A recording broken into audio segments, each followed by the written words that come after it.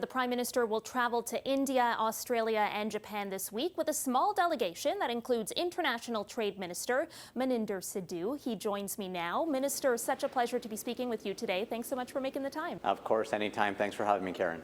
The first leg of your trip is to India, where it's hoped that negotiations on a free trade agreement will be accelerated. I suppose, just how close do you expect to get to finalizing something? Do you want to finalize something before heading home? The Prime Ministers have launched, the intention to launch negotiations back at the G20 in November. I've been having consultations and meetings with my counterpart, India's Minister of Commerce and Trade, Minister Piyush Goyal, to move forward on an FTA. And so this trip is about launching those negotiations and working towards, obviously, a free trade agreement. I'm a big believer in free trade.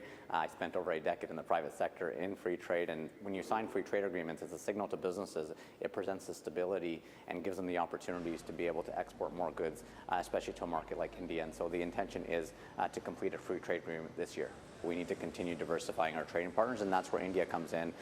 They're destined to be the third largest economy in the world, and we need to continue engaging with the largest economies, and that's what this trip is all about. I think Canadians as a whole do understand the need to have to diversify away from the unpredictable U.S., but national security officials in this country, law enforcement officials in this country, they have warned that India has engaged in foreign interference, in transnational repression here in Canada. The RCMP says it has evidence that links agents of the Indian government to working with the likes of the Bishnoi gang to attack political opponents on Canadian soil, notably the assassination of Hardeep Singh Nijjar.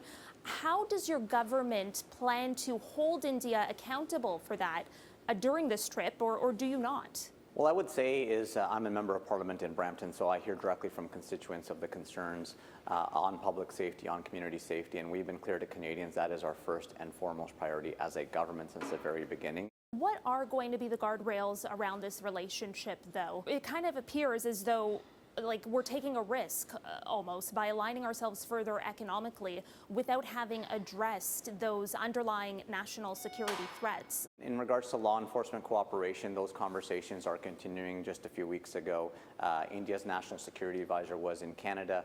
He met with Canada's national security advisor, met with our public safety minister as well. And so that dialogue will continue to engage so we can keep our communities safe. But at the same time, my job as the Minister of International Trade is to be out there, knock on doors and find economic opportunities. And we've been very successful as a government. In the last 9 months alone, we were able to lock down multiple trade agreements. We need to be at the table talking to countries, opening up opportunities for workers in many different sectors in India: aerospace, clean technology, energy. These are all areas that we've identified as opportunities. As India grows at the pace that they're growing at, we can present and open up opportunities for workers in thousands of communities across Canada.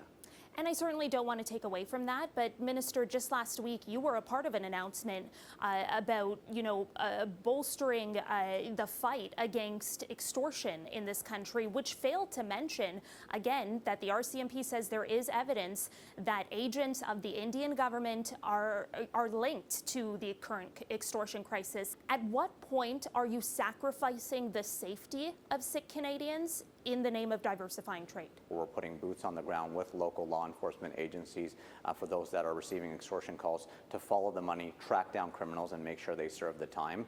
You talk about Bill C-2, which is giving lawful access to police. You've heard that in last week's announcement. Currently, it takes the police months to track down WhatsApp numbers.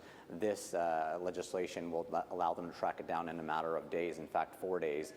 Bill C-14 that we have in the House of Commons right here on the floor means tougher sentences, bail reforms to keep repeat violent offenders out of our communities. And so we are taking this feedback very, very seriously, and we're acting on it. Will you be raising those issues directly, though, when you are in India? Those conversations will continue at all levels, at the highest of levels. And so, if you go back to the G7 conversation that Prime Minister Carney had with Prime Minister Modi about keeping our community safe on transnational repression, and we won't shy away from that. At the same time, we also need to engage on economic opportunities. And so we are doing both things at the same time because we take this very, very important.